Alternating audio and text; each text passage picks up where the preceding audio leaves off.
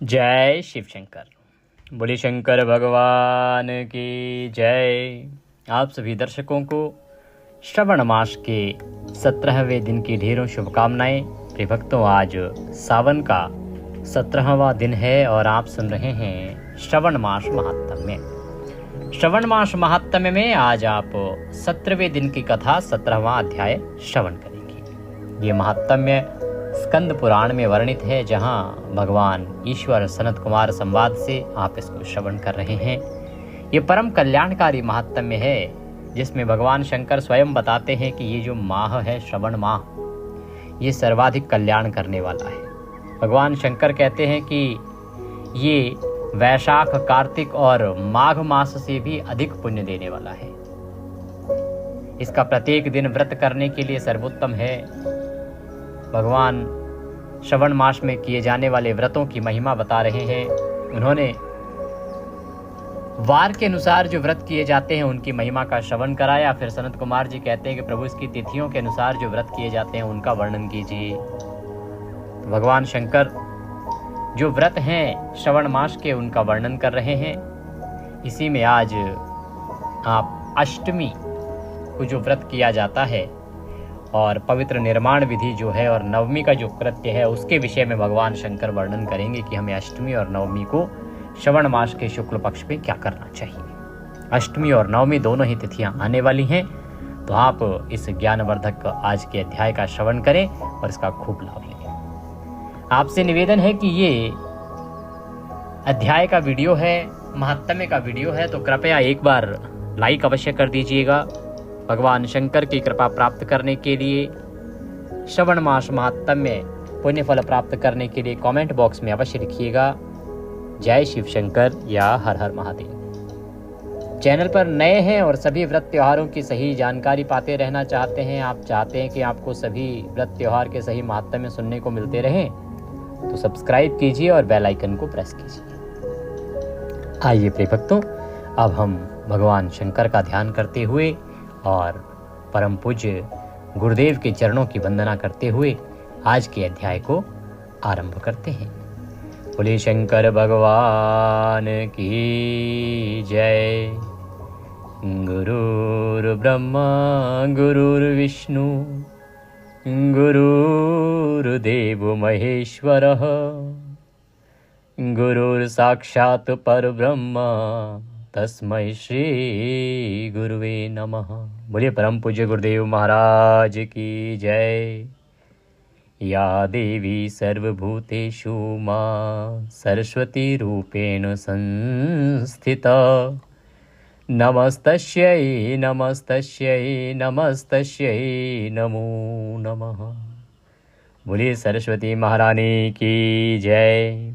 बोलिए प्रथम पूज्य गणेश जी महाराज की जय। बोलिए श्री श्रवण मास महात्म्य की जय। बोलिए श्री श्रवण मास की जय। आप सभी दर्शकों को, आप सभी श्रोतागण को मेरा नमस्कार।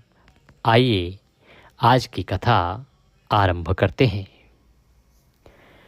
भगवान कहते हैं कि हे सनत कुमार, तुमने मुझसे कहा कि मैं अष्टमी और नवमी का कृत्य वर्णन करूं, तो अब मैं शुभ पवित्रारोपण का वर्णन करूंगा।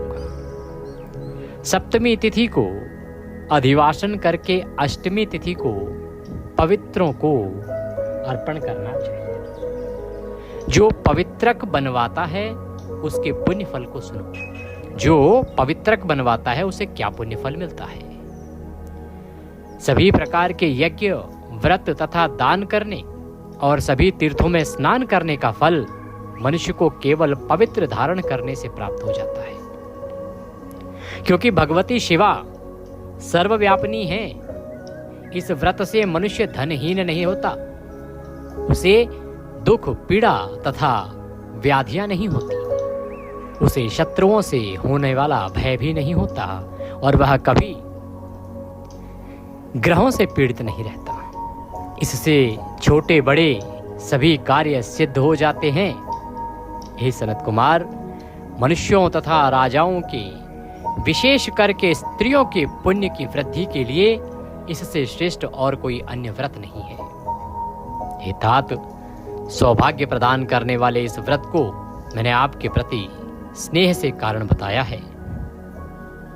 हे ब्रह्मपुत्र, श्रवण मास के शुक्ल पक्ष की सप्तमी तिथि को अधिवासन करके देवी के प्रति उत्तम भक्ति से संपन्न वह मनुष्य सभी सामग्रियों से युक्त होकर सभी पूजा द्रव्यों, गंध, पुष्प, फल आदि के अनेक प्रकार के नैवेद्य तथा वस्त्राभरण आदि संपादित करके इनकी शुद्धि करें।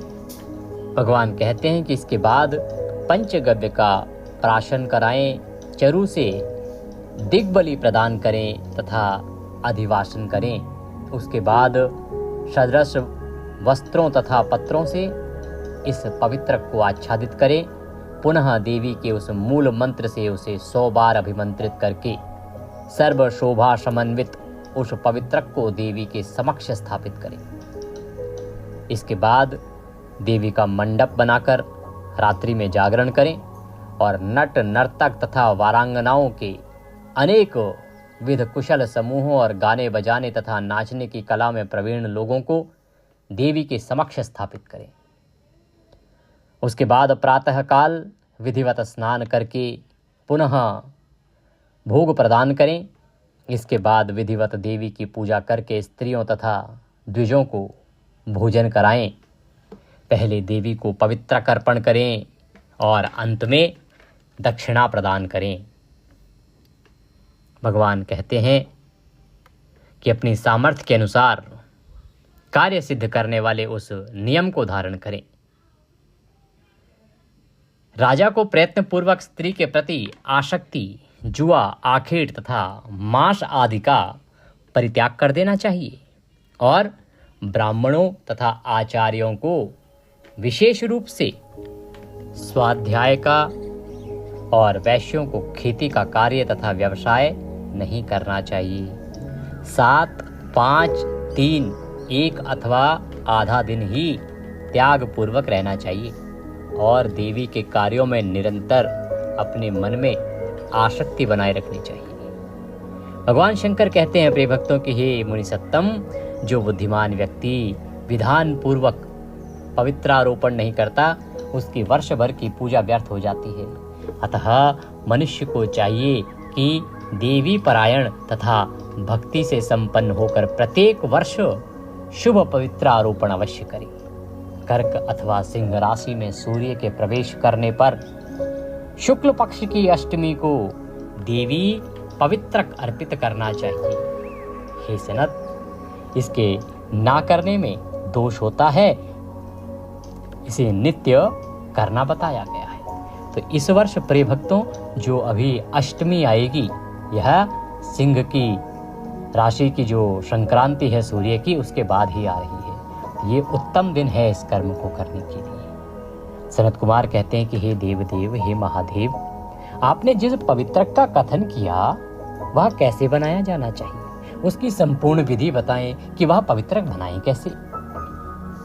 भगवान कहते हैं, सनत कुमार, स्वर्ण, ताम्र, चांदी, रेशमी वस्त्र से निकाले गए कुश, काश के अथवा ब्राह्मणी के द्वारा काटे गए कपास के सूत्र को तिगुना करके फिर उसका तिगुना करके और पवित्रक बनाना चाहिए। उनमें 308 तारों का पवित्रक उत्तम और 270 तारों का पवित्रक मध्यम माना गया है। 180 तारों वाले पवित्रक को कनिष्ठ जानना चाहिए। इसी प्रकार 100 ग्रंथि का पवित्रक उत्तम, 50 ग्रंथि का पवित्रक मध्यम तथा 26 ग्रंथि का सुंदर पवित्रक कनिष्ठ होता है, अथवा 6, 3, 4, 2, 12, 24, 10 अथवा 8 ग्रंथियों वाला पवित्रक बनाना चाहिए। अथवा 108 ग्रंथि का पवित्रक उत्तम, 54 ग्रंथि का मध्यम तथा 27 ग्रंथि का कनिष्ठ होता है और प्रतिमा के घुटने तक का लंबा पवित्रक उत्तम, जंघा तक लंबा पवित्रक मध्यम तथा नाभि पर्यंत पवित्रक अधम कहा जाता है। पवित्रक की सभी शुभ ग्रंथियों को कुमकुम से रंग देना चाहिए। इसके बाद अपने समक्ष शुभ सर्वतोभद्र मंडल पर देवी का पूजन करके कलश के ऊपर बांस के पात्र में पवित्रक को रखें। 3 तार वाले पवित्रक में ब्रह्मा, विष्णु तथा शिव का आवाहन करके स्थापित करें और इसके बाद 9 तार के पवित्रक में ओमकार, सोम, अग्नि, ब्रह्मा, समस्त नागों, चंद्रमा, सूर्य, शिव तथा विश्व देवों को स्थापित करें। हे सनत कुमार, अब मैं ग्रंथियों में स्थापित किए जाने वाले देवताओं का वर्णन करूंगा। क्रिया, पौरुषी, वीरा, विजया, अपराजिता, मनोन्मनी, जाया, भद्रा, मुक्ति और ईशा ये देवियां हैं। इनके नामों के पूर्व में प्रणव तथा अंत में नमः लगाकर ग्रंथि संख्या के अनुसार क्रमशः आवाहन करके चंदन आदि से इनकी पूजा करनी चाहिए। इसके बाद प्रणव से अभिमंत्रित करके देवी को धूप अर्पण करना चाहिए। हे सनत कुमार, मैंने आपसे देवी के इस शुभ पवित्रारोपण का वर्णन कर दिया। इसी प्रकार अन्य देवताओं का भी पवित्रारोपण प्रतिपदा आदि तिथियों में करना चाहिए। मैं उन देवताओं को आपको बताता हूँ। कुबेर, लक्ष्मी, गौरी, गणेश, चंद्रमा, बृहस्पति, सूर्य, चंडिका, अम्बा, वासुकी, ऋषिगण, चक्रपाणी, अनंत, शिवजी, ब्रह्मा और पितर। इन देवताओं की पूजा प्रतिपदा आदि तिथियों में करनी चाहिए। यह मुख्य देवता का पवित्रारोपण है।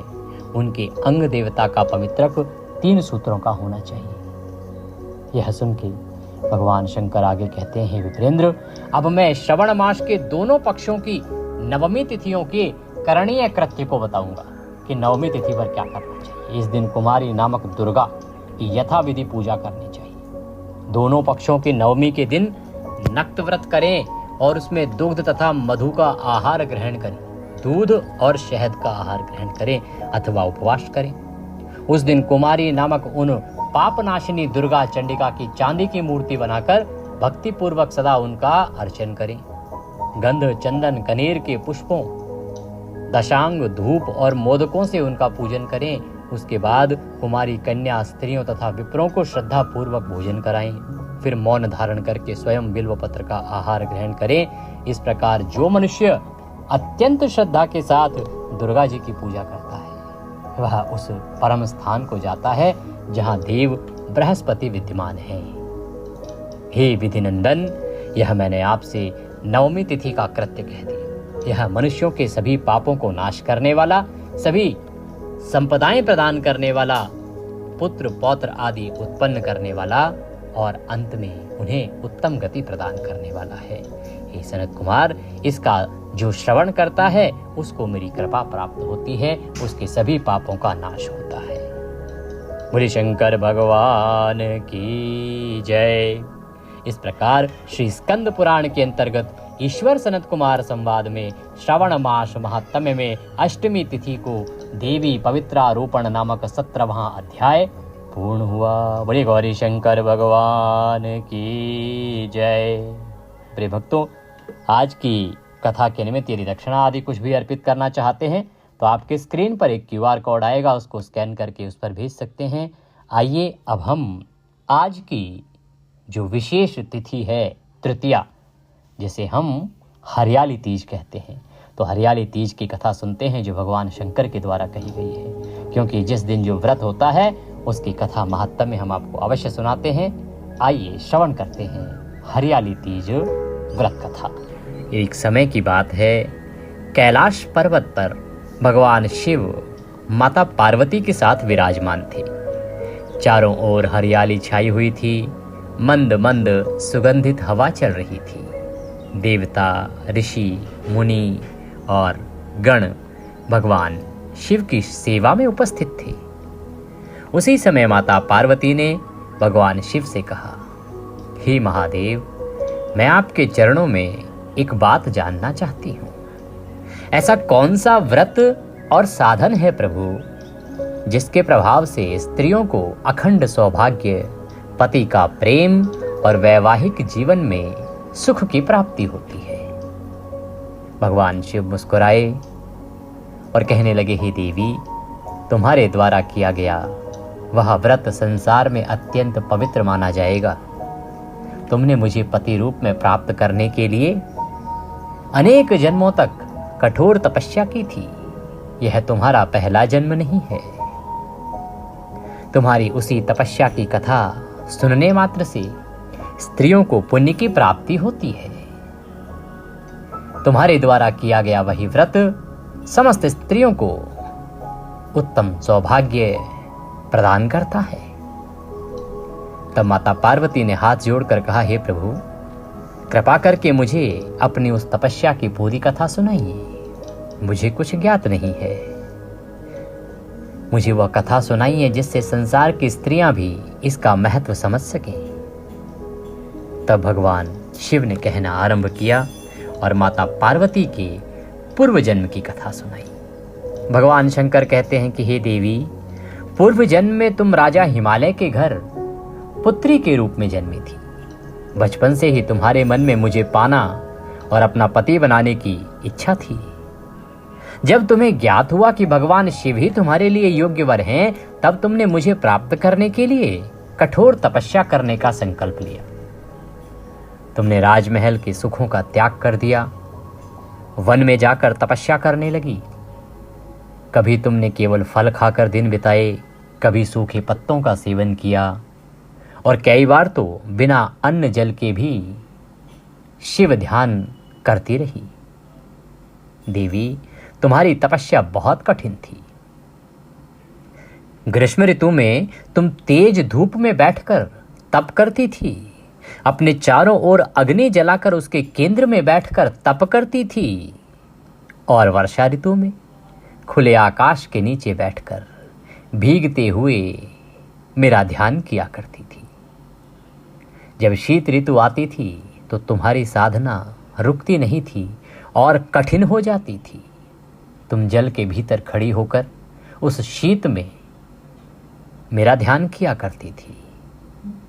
तुम्हारे मन में केवल एक ही भावना थी, मुझे भगवान शिव ही पति रूप में प्राप्त हो। देवी, तुमने अनेक वर्षों तक शिव का ध्यान किया। तुम्हारी तपस्या से तीनों लोक प्रभावित हुए। एक दिन तुम्हारे पिता राजा हिमालय के पास देव ऋषि नारद पहुंचे। उन्होंने तुम्हारे विवाह के विषय में चर्चा की और भगवान विष्णु का नाम तुम्हारे लिए उपयुक्त वर के रूप में बताया। राजा हिमालय भगवान विष्णु जैसे महान वर को पाकर अत्यंत प्रसन्न हुए। उन्होंने अपने आप को सौभाग्यशाली समझा। राजा हिमालय भगवान विष्णु को लेकर अत्यंत प्रसन्न थे, लेकिन तुम्हारे मन में तो भगवान शिव ही बसे हुए थे। जब तुम्हें इस बात का पता चला कि तुम्हारा विवाह भगवान विष्णु से करने की इच्छा की जा रही है, तो तुम्हारा मन अत्यंत दुखी हो गया। तुमने अपनी एक सखी को अपनी व्यथा बताई। तुमने कहा कि मैंने भगवान शिव को अपने मन में पति रूप में स्वीकार कर लिया है।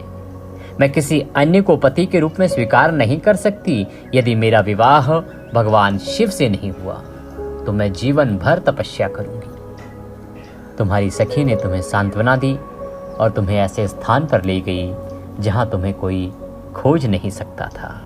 देवी, तुम वन में पहुंची और वहां एक गुफा में भगवान शिव की आराधना करने लगी। उस समय श्रवण मास के शुक्ल पक्ष की यही तृतीया तिथि थी। तुमने उस दिन भगवान शिव का ध्यान करते हुए कठोर व्रत रखा, मिट्टी से शिवलिंग बनाया और विधि पूर्वक भगवान शिव की पूजा की। तुमने फूल अर्पित किए, दीप जलाया और भगवान शिव का स्मरण किया। रात्रि काल में भी तुमने जागकर भगवान शिव की आराधना की। तुम्हारी तपस्या इतनी कठिन थी कि देवताओं ने भी तुम्हारी दृढ़ता को देखकर बड़ा आश्चर्य किया।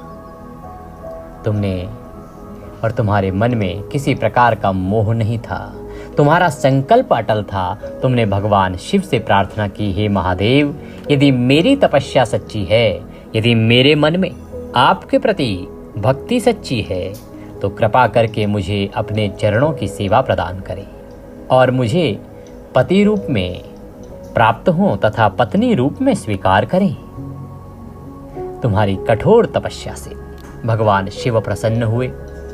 भगवान शिव तुम्हारे सामने प्रकट हुए और बोले, हे पार्वती, मैं तुम्हारी तपस्या और तुम्हारी भक्ति से अत्यंत प्रसन्न हूँ।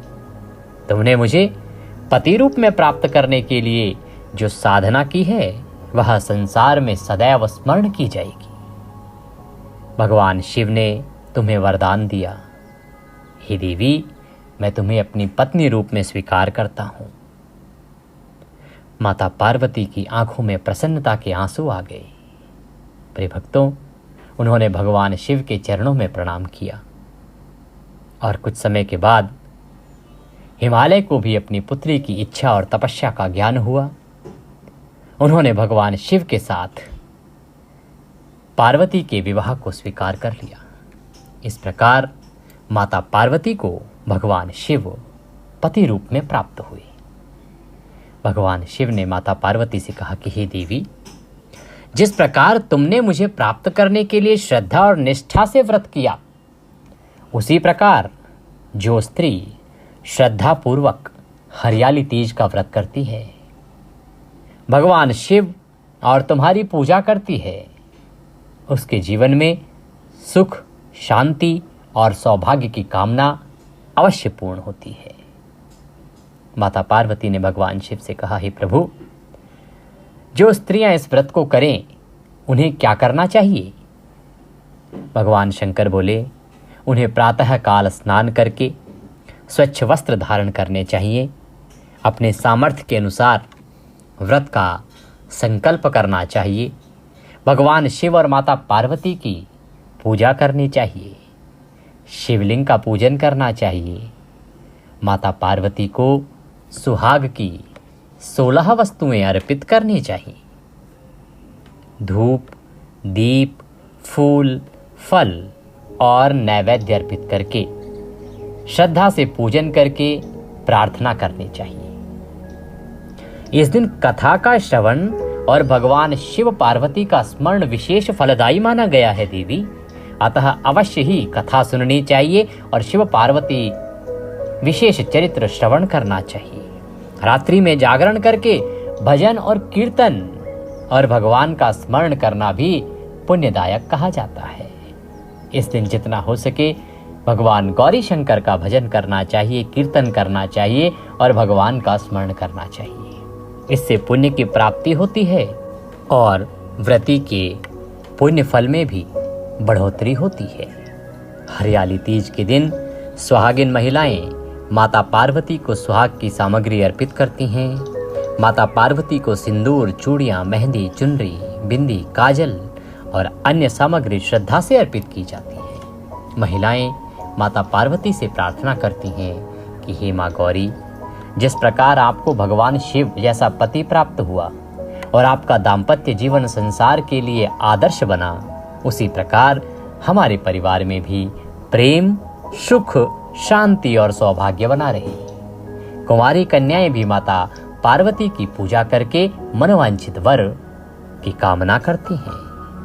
हरियाली तीज का व्रत केवल बाहरी पूजा का नाम नहीं है देवी, इसका सबसे बड़ा संदेश श्रद्धा, संयम और अटूट विश्वास है।